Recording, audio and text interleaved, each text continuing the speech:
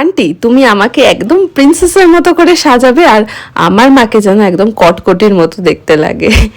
এইটুকু একটা বাচ্চা, ও নাকি আমার মেকআপের ফ্যান। মায়ের সাথে বসে বসে রেগুলার আমার মেকআপের ভিডিও দেখে। ওর মায়ের কাছ থেকেই শুনলাম ও নাকি ওয়েট করতো যে কবে আমি ওকে সাজাবো।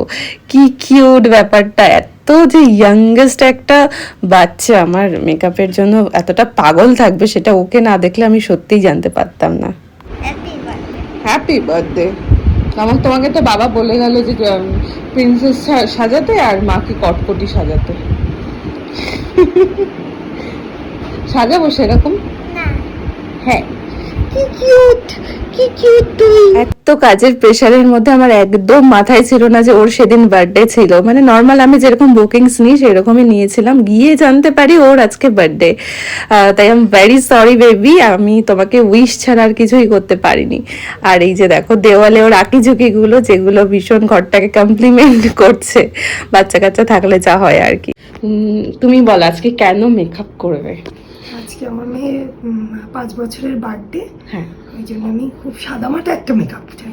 আচ্ছা আচ্ছা। মেয়ে ওই যে বসে আছে তোমার বার্থডে, মাকে কেমন সাজাবো তুমি বলো তো? সুন্দর, আচ্ছা ঠিক আছে। ওকে, তো তোমার কোনো ক্রাইটেরিয়া আছে কেমন সাজতে চাও? না না, আমি সাজের বিষয়ে অত ভালো বুঝি না, তুমি যেরকম সাজাবে সেরকম। আচ্ছা আচ্ছা ঠিক আছে, সুন্দর করেই সাজাবো। এবার দেখো দিদি কিন্তু একদম শুরুতেই আমাকে বলে দিয়েছে, মৈত্রী তুমি আমাকে একদম সাদা মাটা করে সাজাবে, যেন দেখে আমাকে সবাই সুন্দর বলে, বাকিটা তোমার ওপর। এবার আমি বললাম যে একদম ভয় পেও না, তুমি যেমন চাইছো তোমাকে তেমন করারই চেষ্টা করব, শুধু একটু আমার ওপরে বিশ্বাস রাখো। আর ভয় পাওয়াটাই স্বাভাবিক, তার কারণ ছিল এর আগে আরও 2-3 বার মেকআপ আর্টিস্টের কাছ থেকে দিদি মেকআপ করেছিল, আর সেই এক্সপিরিয়েন্সটা ছিল ভয়ঙ্কর। তাকে নাকি চেনাই যাচ্ছিল না এমন অবস্থা। তাই সেই ভয়ঙ্কর এক্সপিরিয়েন্সটার মুখোমুখি যাতে আর না হতে হয়, তাই জন্য কিন্তু আমি একদম কোমর বেঁধে নেমে পড়েছি। এখানে অনেকেই তোমরা আছো যে বলো এটা তো দেখে মনে হচ্ছে যে বাড়ির কোনো কেউ মেকআপটা করেছে, মনে হচ্ছে না কোনো পার্লার থেকে মেকআপ করা হয়েছে। দেখো প্রথমত আমি কোনো পার্লারের কাজ করি না, আমি একজন মেকআপের প্রফেশনে আছি, মেকআপ আর্টিস্ট বলা যেতে পারে, তবে আমি মনে করি আর্টিস্ট কথাটা অনেক বেশি দাম, তাই আমি সেই জায়গাটায় নিতে চাই না নিজেকে। তো আমাকে যখন সে হায়ার করেছে, আমার উচিত তাকে তার পছন্দ মতো মেকআপটা রিপ্রেজেন্ট করার, যাতে সে পছন্দ করে। আর পার্লারে যারা কাজ করে আর কি, পার্লারের মেয়েদের আমি রেসপেক্ট দিয়েই বলছি, ওরা কিন্তু এই মেকআপ জিনিসটাকে আলাদাভাবে শেখে না। পার্লারের একটা বেসিক কোর্স থাকে, তো সেটার মধ্যে মেকআপটাও থাকে সেভাবে। আর মেকআপ আর্টিস্ট হওয়ার জন্য কিন্তু আলাদা করে কোর্স করতে হয়।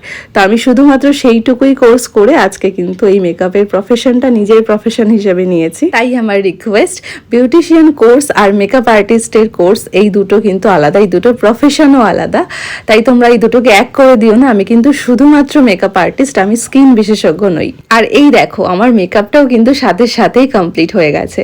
একটা ওপেন হেয়ার স্টাইল করেছিলাম কার্লসের ওপর, আর সামনে কিছুটা অ্যাডভান্স। তো সবটা নিয়ে তোমাদের কেমন লাগলো অবশ্যই জানিও। দিদির তো ভীষণ ভীষণ ভীষণ পছন্দ হয়েছে। দিদির সাথে সাথে দিদির ছোট্ট বেবিটা আর সাথে দিদির হাজব্যান্ডও খুব পছন্দ করেছে এই মেকআপটা। থ্যাংক ইউ সো মাচ যে আমাকে বিশ্বাস করে তোমরা এই সুযোগটা আমাকে দিয়েছো, and thank you so much. দিদি এখানে কমপ্লিমেন্ট দিচ্ছিল আর আমি সেটা তোমাদেরকে শেয়ার করতে পারছি না, আমি অবশ্যই পরে সেটা শেয়ার করবো যে দিদি কি কি বললো। আর একটা কথা, যে এই মেকআপটা দেখার পর হয়তো অনেকে বলবে যে তুমি পার্টি মেকআপ করো কি না। হ্যাঁ, আমি পার্টি মেকআপ করি, বাট সেটা সব অকেশনে নয়। আমার কাছে কিন্তু কোনো মেকআপটাই ছোট বা বড় নয়। পার্টি মেকআপ হলে যে আমি করবো না, বা ব্রাইডাল মেকআপ হলেই যে শুধুমাত্র সেটাই করব তা কিন্তু নয়। আমি দুটো কাজটাকে সমানভাবে করতে ভালোবাসি, তাই জন্যই হয়তো তোমরা এত বেশি আমার কাজটাকে পছন্দ করো।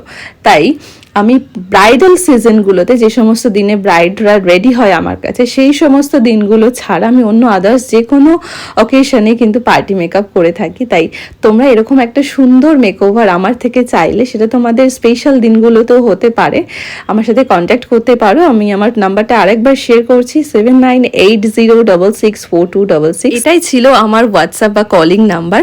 আর লাস্ট আরও একবার আমি তোমাদেরকে পুরো লুকটা শেয়ার করছি, অবশ্যই একটা ছোট্ট কমেন্ট করে করে দিও, তাহলে কিন্তু আমার অনেক বেশি ভালো লাগবে।